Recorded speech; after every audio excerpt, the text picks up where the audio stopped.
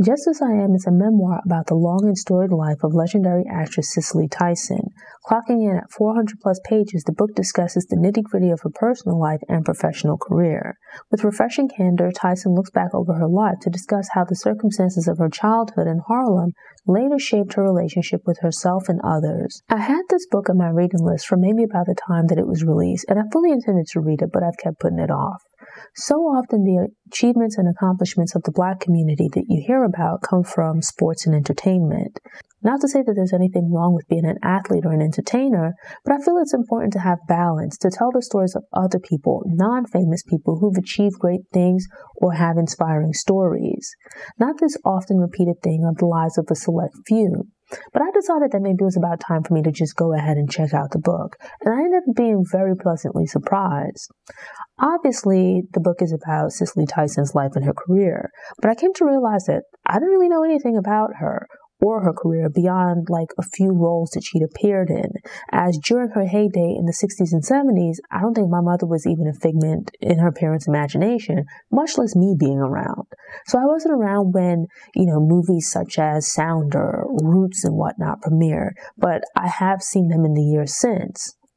Cicely Tyson passed away, I want to say maybe like a year or two ago, but I had seen her in television shows and things along those lines in more recent years, where by this point she's now playing an older woman, people's mothers or grandmothers. So that's the version of Cicely Tyson that I know firsthand. But beyond that, I just knew that she was from New York and that she had some links to the Caribbean. Reading the book, I loved being pleasantly surprised learning about her. I knew that I didn't know a lot about her, but I was pleasantly surprised by what I did learn. First off, I didn't realize that she actually came to acting a bit later on in life. And in addition to that I was kind of caught off guard by her personality listening to the book. You get a feel for her as a person, and I appreciated her honesty and candor. As someone who has a channel and podcast about Black history and Black culture, I found her perspective, her openness about her experiences as a Black woman, and observations interesting and at times inspiring. I appreciated her honesty and her candor, as I feel that so often when individuals either achieve a great level of success or they're just in the public eye, there's a lot of pressure, especially I think on Black people, Black celebrities, to either be spokespeople for Black people or to kind of serve as examples of proof that we've overcome. And then having achieved success, that this gives credence and evidence to the belief that, we've overcome, things are okay, discrimination and things of that nature no longer exist. But I actually really appreciated that despite her success, despite her achievements, accomplishments, and whatever privilege she might have achieved, that Tyson still provides a very honest perspective on not just discrimination that she personally experienced, but then also an honest perspective on what it means to be a Black person, specifically a Black woman in America. And through that perspective, her view on various issues, her views on America. I was caught a bit off guard by the degree of honesty that she displayed. But let's jump back and talk about her early life and how those early experiences would later influence her as a person, her relationships, and how she moved through the world. Tyson's parents were from the Caribbean, from Nevis, and they moved to America separately. They'd known each other from the island, fell in love at a rather young age, and reunited here in America, where they dated and eventually got married. They had Cicely Tyson, her older brother, and her younger sister. Harlem at this time was the Black Mecca, and as such, this is pretty much where her parents settled once they got married and where she spent much of her early life, like her early childhood. Tyson was born with a heart murmur and some other health issues, and because of the precariousness of her health, it made her mother extremely overprotective of her. To begin with, the mom was pretty controlling anyway, but with her in particular, because she'd been born a sickly child, her mother really tried to keep her close on a tight leash out of fear for her health. I found it quite interesting, and she comments on it too, that this person who would go on to become an actress, the center of attention in so many projects, was actually a very quiet and almost shy child. That might not be an accurate description in the sense that she was indeed quiet, maybe a bit reserved, but it seems that she was observant, watching people, studying people, trying to gain an understanding of people. This might have later helped her in her career as an actress. If you think about it, you're an adult. but you're getting paid to play dress up and make believe. But part of good actors and actresses, part of their skill set, their talent, is being able to take stories, being able to take, be it plays, scripts, things like that, to take words from the page and to act them out, to convey them in a way that feels natural. And part of that is understanding humanity, emotions, how people feel, relate, communicate, and carry themselves. Her not necessarily being a participant in shenanigans, but rather watching and observing would play a role in her later acting abilities. This ability to take a character who starts out as words on a page, to ascribe them a backstory, feelings, emotions, and to then embody that. When we're living through a specific experience in the moment, we're not necessarily privy to what's going to happen in the future, or how the experiences that we have at present, and especially the experiences we have as children, how those will shape and mold us as we mature and become adults. These little moments, which is really just living, these experiences that we go through that shape who we are as people, will make us who we are. We're generally not able to see at the outset how all of those little moments, how all of those little experiences and circumstances will come together to make us the person that we're meant to be, how those childhood experiences will affect us in life. Maybe that's one of the benefits of Tyson living a very long time. At the time she was writing the book, or at its release, leading up to its release, she was like 96 years old, which is a very long life. She was blessed to have lived such a long life. At that age, sitting back and taking note of her life, looking back over her life, where at this point, some of these events, many of these events are very far into the past, at a point where you could probably now view them a bit more objectively, as there's more distance. Not to say that you don't still have feelings and emotions associated with these experiences, but rather that because they've occurred at a point in the more distant past, you can have a more objective view, and then you can sit back and analyze them with maybe a little bit less emotion than you might have been able to in the days, weeks, or even years after they occurred. You end up having her not just telling her life story as far as the things that happened, the experiences she had, but also her being able to analyze them now from the perspective of an older woman who's gone on to have other experiences, who's gone on to live further and to develop a deeper understanding of not just herself, but other people as well. Just As I Am begins with her revisiting her childhood, the circumstances of her parents getting together, having her and her siblings, and then her early life growing up in Harlem. And it's pretty interesting because despite her age at the time that she wrote this book, she still had a pretty good recollection of her childhood. Looking back to moments from her childhood, you can kind of see how those early experiences, the circumstances of her childhood, influenced her later on as an adult. She had these two siblings that were more loud and outgoing. And with that, you would have different expectations for their future paths. You wouldn't expect that of her parents' three children, that she would be the one to go into this career where on screen, on stage, on television, she would be the center of attention. It would seem very outside the norm based on her early personality. It's mentioned that her parents were actually quite different, where it sounds like both parents were religious, or at least they attended church, but the mom especially so. Church played a very key role in their lives. Her parents both worked, and so there was some degree of independence from an early age. As both of the parents were off working, they kind of had to take care of themselves to some degree. Her father was, I think, a musician, which I guess played some degree of a role in her later going into the arts, as this thing of creativity, though it seemingly presented itself relatively late, was present in her as well. Even as a young kid, there's mention of her attending church with the lady who would take care of her and her siblings when her parents had to work. And they attended this woman's church on occasion. She was invited to perform and gave what sounds like a really great performance, which her father attended and was very impressed by. So from a very early age, she had this experience of venturing out on her own, doing something on her own, this little potential, this little peek into some creative ability that was there, and that there was also some interest on her part. Here was this kid that was shy, kind of reserved, wanted to more hang back than to be extroverted and to put herself forward. And here it is in performing, that kind of flew out the window, where she had no problem being the center of attention. She didn't have stage fright. It kind of pushed her out of her comfort zone and into this new area, this new realm of expression. One of the things that I think I'm learning more about in life, and especially in reading about the lives of other people, is that challenges can be difficult in the moment, but quite often we grow most when we step out of our comfort zones, when we do things that aren't necessarily dangerous, but that challenge and push us to think about ourselves a little bit differently, to consider beyond what we've done, what we've been familiar with, to look into and consider how we can grow, or other alternatives and paths and things for us that we might not have previously considered. That's certainly the case here. Who would have thought that such a child would not just be open to this performance, right? Actually be passionate about it, do a good job at it. It's like one of those things where as we get older, it becomes more ingrained in some of us to kind of stick to what we know.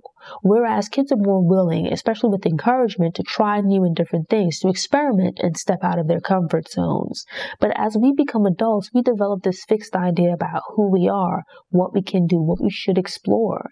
She stepped out of her comfort zone and tried this new thing that offered a glimpse into what was to come in the future. There's a lesson to be learned in that. Tyson's parents had her older brother who was like the apple of their mother's eye. And then she was born, the first girl, and then became the apple of her father's eye. Growing up, she was to some degree a daddy's girl. But unfortunately, there was, let's say, turmoil with the parents and their relationship. During her childhood, Tyson was taken aback by her father, where here was this man that she loved, the first man that she loves. And he was such a great father to her in one respect, someone that doted on her, showered her with love and appreciation, made her feel loved, made her feel special. She was his little girl. But at the same time, her father, whatever inner turmoil and demons he was dealing with, could fly into these very angry rages. There were problems within her parents' relationship, due in part to her father constantly cheating on her mother, and then having these arguments, some of which would unfortunately become violent. And as a child, she witnessed this and on occasion ran in and tried to break up the grudge matches between these two adults that she loved. And we then see that become something present in her later relationships, or at least within one of them. Her parents ultimately broke up, and her life changed drastically after that point, where her father, who up to that point had been a constant presence in her life, not to say that he'd abandoned the family, that's not what happened, but obviously because they're now no longer living in the same household, the nature of their relationship changed. You're seeing this person less frequently versus when you were living in the same house with them. Later on, as an adult, she would meet, date, and then be married to Miles Davis, and they ended up having a tumultuous relationship, very much like the one that her parents had. Davis had his internal demons, and I think the dad used to drink in excess. But Miles Davis had a very serious drug problem, as well as issues with alcohol and other addictive behavior, and it wreaked havoc in their relationship. But in addition to that, he was also a serial cheater, carrying on with different women and whatnot. It's something that she points out, this thing with these two men where it's unclear if she recognized that in the moment with Miles, where here was this guy that really wasn't treating her the way that she needed to be treated, the way that she deserved to be treated. He struggled with his addiction, mental health issues, and other problems. He was kind of on the brink on more than one occasion, and she helped to nurse him back to health. It's something that you would do for someone that you love, for someone that you care about. But then when he would get better, it'd be back to the same old nonsense. It kind of became like a cycle where he would hit rock bottom, she would help nurse him back to health, get him back on track. There would be these promises of change and getting himself together, but when he would start feeling better, he would slip back into the very things that made him sick, into this destructive behavior. I felt like in trying to save Miles Davis from himself, he was a stand-in for her father and the self-destructive behavior she witnessed as a child. Things reached a point in the book where I was frustrated because, she's grown and this is now years later. But it's like when you have a friend who's with someone that isn't good for them at all. They're constantly breaking up, getting back together. This person is no good for them. And they're crying on your shoulder about it. You kind of get tired of it after a while. And deep down inside, you're saying you should really just leave this person alone. I'm not saying that they're a bad person, and Miles Davis doesn't sound like he's a bad person, but rather I don't think the two of you are well suited to each other. And there's probably some work that this person needs to do on their own to get themselves together. I found myself getting frustrated with the back and forth with Miles Davis because it was a messy situation. And I felt she should just get out of this, love or no love. This person isn't a positive presence in your life. You're constantly giving to them, right? You're a positive presence in their life, but that's not being reciprocated. And it's not a healthy relationship. It's a very dysfunctional relationship, especially because there's various incidents and events that take place, and there's some back and forth as they broke up and were apart for years, then got back together later on and ended up getting divorced. Ultimately, that was for the best. Getting together the second time, at this point, these were very, very grown people. I think the first time was like in the 60s, maybe into the 70s. And the second time was like the late 70s into the early 80s. And so they had this very tumultuous relationship, passionate, but tumultuous. I appreciated the insights that she offered in recounting the second phase of their relationship, the time when they'd gotten back together and like actually got married this time. You know, she had misgivings and whatnot. She'd had other things going on in her life by this point, such as like losing her parents. This distinguishes something that you see in other adults, where these early experiences, the things we witness as children, we don't fully appreciate at the time, but they later influence who we are as people, but also the relationships that we have with others. In this case, seeing this tumultuous and dysfunctional relationship between her parents, where here was this man that she loved, her father, who was doing everything possible to blow up his life. Deep down inside, he's a good and decent person, but self-destructive at the same time. The constant back and forth with her mother, and then her relationship with her father suffering as well due to his anger problems. He used to party hard and whatnot, and then come home to argue and carry on. The dysfunction that she witnessed as a child influenced her and the type of relationship that she got into with Miles Davis. You have this very passionate and dysfunctional relationship where he indulged in a lot of the same behaviors that her father did, which would then lead to them arguing much as her mother and father did. I think it was maybe a year or two ago that I reviewed a documentary about Miles Davis and learned about the relationship between his mother and father. Their relationship was dysfunctional and violent at times. And so it's like, here it is that you have these two people who witnessed these dysfunctional relationships between their parents, or rather the adults around them when they were children. And they grew up to repeat much of the same behavior, to get into much of the same kind of relationships. In her case, it goes into this thing of introspection, asking yourself questions and assessing yourself in your relationships with other people, trying to gain a deeper understanding of yourself, and with that, an understanding of why things are going wrong for you. She was eventually able to recognize that in continuing and prolonging this relationship with Miles Davis, which she herself admits she'd had some misgivings about them getting married, she knew that she needed to leave him, that the relationship wasn't healthy, but for whatever reason just kept holding on. Eventually, she too came to realize that basically Miles Davis was like a stand-in for her father, this person that she loved passionately, but who had some inner demons that they were dealing with. And in this situation with Miles Davis, the best thing to do was to leave him. She eventually reached the point where she had enough, much as her mother did her father. At that point, I applauded. You're never happy for anyone to break up, but I think in some situations, people aren't well suited for each other, or they're not in a healthy space within themselves where they would be able to be in a healthy relationship with another person. And so with that, they need to be by themselves for a while to do some work on themselves.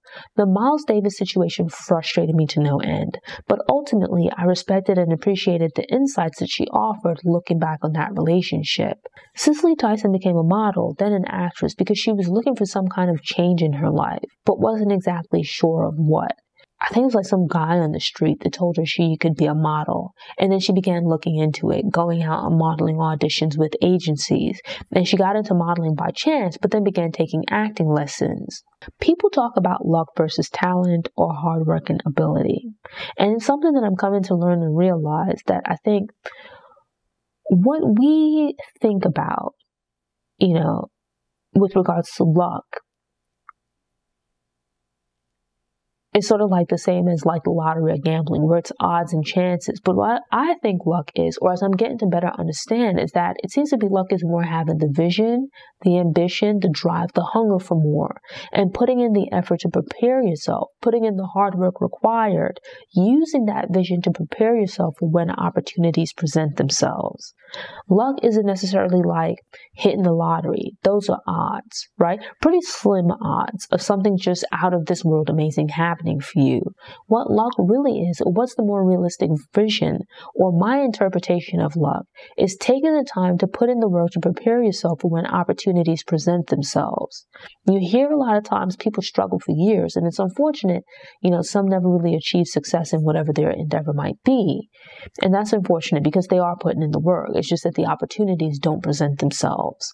But what I've learned, or what I've come to realize and notice, is that with the people who have what we would call luck, or people who become overnight successes, quite often especially if they're able to sustain that success for a length of time, rather than it just being a quick spurt and then falling off or them losing everything, is that in the lead up to that moment, they've been preparing. They first envisioned it. They wanted more. They didn't know what exactly it was, or they might have just been dreaming. But even that, there's a distance between people who want more and people who go after more. Where, sure, it starts with the vision, but you have some people that dream and dream and dream and dream, but they never put in the work, so they don't go anywhere. Beyond that, you then have the next level, the people who dream of more. They might not know exactly how they're going to get there, but they put the work in to prepare. In this case with Cicely Tyson, she envisioned a different life for herself, a better life than this thing of working in secretary pools, typist pools for decades to come for the rest of her life. She envisioned a better life for herself, but then the different factors that she started to work towards that. She started to prepare for it. And so with that, she took steps to become a model. Then, when opportunities presented themselves, she took the steps to start taking acting classes, learning how to put together characters and prepare for a role. So when opportunities to appear in plays and then later in television and movies presented itself, she was ready to take advantage of those opportunities. Or if she wasn't completely ready, she'd done some of the legwork to the point where she could catch up to take advantage of the opportunity instead of being forced to let it pass her by, or taking on the opportunity and then failing at it because she was unprepared. If anything, that's the message that I took from Just As I Am. The perspective that she offered in relationships, but then also this thing of dreaming, envisioning more for yourself, and then making it a reality. Because you see where she started out in life, and then 96 years later, this completely unexpected career that she's had, it's given her maybe not everything that she dreamed of, but much of it. Maybe not everything she thought she wanted, but a lot of the things she needed to feel happy and fulfilled in life. As I Am is an incredible book. I was really surprised by how much I ended up liking it. There's a lot of other things to dive into, but I don't want this to be like a rehashing of the book. And I don't want to go through the laundry list of her career and the film she appeared in. But these were the major themes that spoke to me. Understanding yourself, reassessing your childhood, gaining an understanding of the things that you might have seen and experienced in your childhood, the behaviors that you learned in your childhood that aren't serving you well, right? And making the decision to let them go. And then beyond that, envisioning better for yourself and working towards it. And so with that, I highly recommend this book. Thanks for tuning in. Show notes are available on the Noire Histoire website via the link in the episode description. If you enjoyed this episode and want more book recommendations, subscribe to the channel, click the notification bell, and check out my book review playlist.